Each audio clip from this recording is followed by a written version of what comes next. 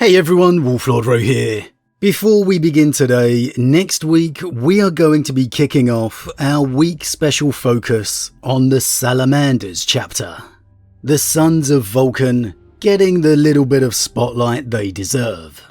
And so today, in honour of the Salamanders, I wanted to discuss 5 characters of the chapter that deserve to be brought from the lore to the tabletop. General spoiler warning to begin, as today we will be referencing events from across the Warhammer 40k universe. So you have been warned, and with that said, let's waste no time and just jump straight in. Now, over the years of the channel, I've made no secret of my love for the Primarchs and the First Founding. That's history, that's legacy. They just have those names that set them apart. The Ultramarines, the Blood Angels, all of the First Founding. They are the symbol of the Space Marines. Yet we've also discussed over the years how the other First Founding chapters deserve a little bit more love, alongside the big or poster boys if you will. The Ultramarines, the Blood Angels, the Dark Angels and the Space Wolves are undoubtedly the mainstays. The spotlight chapters, the big selection of characters for the tabletop, their own unique codexes. Well, maybe not the Ultramarines, but you know what I mean. Yet their fellow First Founding kin, the White Scars, the Salamanders, the Imperial Fists, the Iron Hands and the Raven Guard, well, they don't normally get the same kind of focus. I remember how happy I was a few years back when they each got their own codex supplements. I was ecstatic. But unfortunately since then there's been nothing else. Now, does it really matter that much? No, of course not. You can paint your Marines the colours of any chapters you choose. That's the joy of the hobby. However, with some of the chapters having particularly strong and unique traditions, if you will, hallmarks of their Primarchs and homeworlds, the fire and drake scale of the Salamanders for example, the raven and shadow of the Raven Guard, the tribal nature and spirit of Jagoris for the White Scars. Well, it would be awesome to have more options for those chapters, to truly see the nature and character of these chapters at their fullest. And especially see more of the named characters they already have established within the lore, because there's quite a few out there. And it's something that really came back into my mind over the past week, as I've been diving in and reading Salamander's stories and lore. So many great characters it'd be awesome to see in the codexes and the tabletop. And I'll admit 100% selfishly, because having been reading so much Salamander's lore over the past few days, I have completely fallen in love with this chapter all over again, and I really need to start a Sons of Vulcan army sometime soon. So, the top 5 characters I would love to see introduced to the Salamanders on the tabletop from the lore. Number 1. Come on, it can't be anyone else. Chapter Master Tushan. Now, Tushan is a character that to me appears to be incredibly popular. He's a man who has led his chapter upon the plains of Armageddon, facing down the tides of Gazkol Fracka. He's a man who has earned the respect and friendship of Dante of the Blood Angels, how their Primarchs Vulcan and Sanguinius would be proud to see the bonds fostered between their chapters and masters. Tushan's a man who held Nocturne together when it was invaded by a Chaos Drukari allegiance. He's a man that laid a beatdown on another chapter's captain for daring to order a bombardment on a refugee camp assaulted by orcs. Quite simply, how on earth can you not love this guy? He is everything Vulcan would be proud of. Appearance-wise, there's not a huge amount known of him. The little artwork we've seen shows him as your typical salamander. His face, we're told, is said to be covered in honour scars of his accomplishments. He wields the Thunderhammer Stormbearer and is adorned by a 300-year-old drake-scale cloak. He is a true son of Vulcan, compassionate, loyal, and devastating to his enemies. Renowned for being immensely strong. I mean, this guy had a Land Raider fall on him, trapping one of his legs, and he still fought off the enemy Astartes. If you think how cool Adrax Agatone's model was, just think how awesome Tushan could be, decorated in his full Salamander mastercrafted panoply of war. If there is one Salamander model we just have to get, it has got to be Chapter Master Tushan. The guy is a living legend, and if any Salamander deserves his turn in the spotlight, it absolutely has to be Tushan. Next up, number 2, Chief Librarian Velkona. Now, Velkona's an interesting character, who comes to prominence somewhat in the novel Nocturne, the third book in the Tome of Fire trilogy.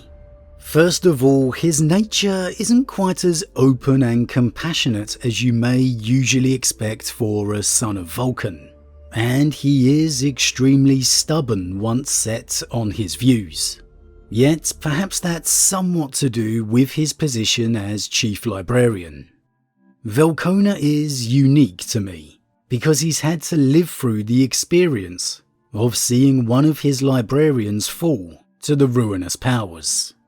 Even then having to fight off that traitor's warband as it invaded their homeworld of Nocturne. And so he has a certain measure of guilt within him for not spotting and dealing with the threat when he should have. For me, this adds an interesting element to his character. He is immensely powerful, able to easily go up against a chaos sorcerer immersed in the powers of the warp, and to shackle a demon materialized as a dragon of myth. He's perhaps the only salamander living who's got the balls to tell Tushan a foe is beyond him to his face. He even has a bit of a vicious streak, for example putting his false staff away to strangle a foe rather than end him quickly. I don't think I could imagine Chief Librarian Tigurius doing that. Adorned with his librarian blue, the drake scale cloak, a false staff of his position, Velkona would look absolutely awesome on the battlefield. A beautiful contrast to his fellow Salamander Green. And as Chief Librarian of the chapter, advisor to Tushan, Velkona is most certainly deserving of some recognition. For me, think of a more kick-ass Vulcan-esque Tigurius model. That would definitely be one I would love to see. Next up in third, we have Chaplain Elysius. Now, if you've read the Tome of Fire trilogy, you'll know Chaplain Elysius. Chaplain of the Third Company, Elysius is an absolute tank, a living embodiment of the Emperor's wrath.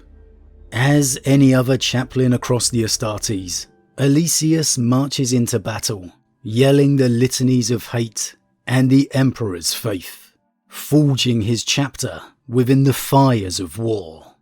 He lost an arm in the conflict of battle and never missed a beat. He was imprisoned and hunted within the webway by the Drukhari. He is the spirit and soul of the Salamanders chapter, and he'd make a very unique model upon the battlefield. He wears the sigil of Vulcan, an artifact fashioned and forged by the Primarch himself, and though normally hidden behind the skull mask of his position, he is said to be particularly handsome for an Astartes, and he is adorned by a long flowing white mane of hair. For me, that would be a fantastic image leading the Salamanders into war. He's a great character in the lore, and I think it'd be fantastic to see him upon the tabletop. A greater company to Agatone's third. Again, the spirit and soul of the chapter. Now, next in fourth, we have Veteran Sergeant Praetor. Now, as chapter master of the Salamanders, Tushan leads the first company, the Fire Drakes. So, unlike other chapters out there is no unique first company captain. As a result of that, it is Veteran Sergeant Praetor who leads the first into war when Tushan's duties lie elsewhere, as they often do. There's nothing flamboyant or standoutish about his character. He is simply a warrior of legend within the chapter, and the bodyguard of the chapter master. The Terminator Fire Drakes of the Crusade would follow Vulcan into the fires of war, and it's a legacy that remains to this day. If Tushan is ever going to grace the tabletop, he needs the Fire Drakes and Praetor at his side. We've had the update on the Terminators now, which look absolutely awesome. So now just think how stunning Praetor and a squad of Fire Drakes would be, salamandered and Drake scaled up to the hilt. Salamander Terminators look great at the best of times, but dialed up to the max, that would be great.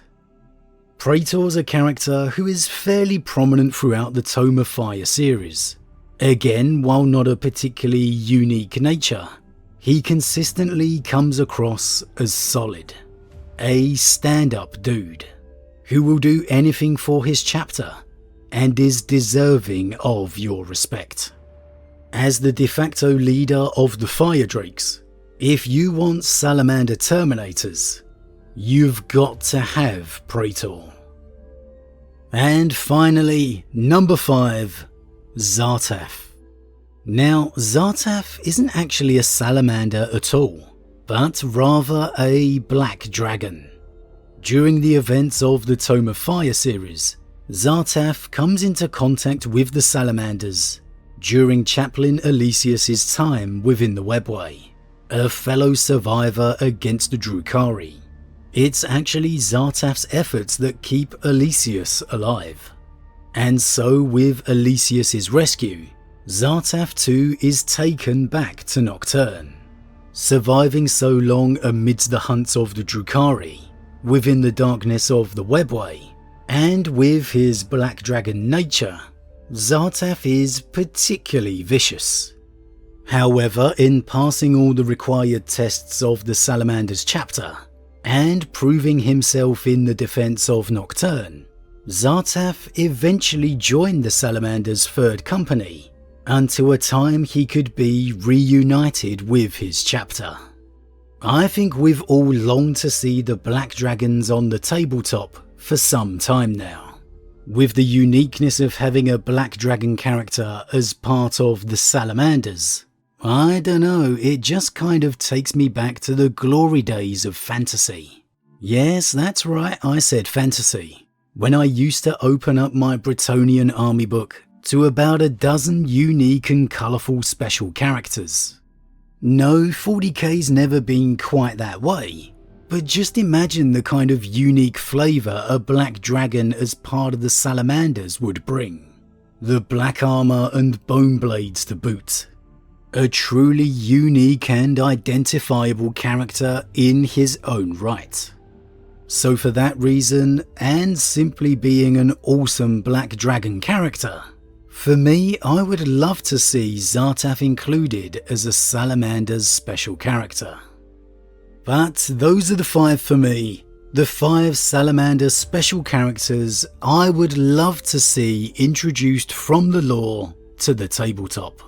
Chapter Master Tushan, Chief Librarian Velkona, Chaplain Elysius, Veteran Sergeant Praetor, and the Black Dragon Zartaf. Alongside the gorgeous Agatone and Heastan models we already have, that would really give the Salamanders some awesome flavour.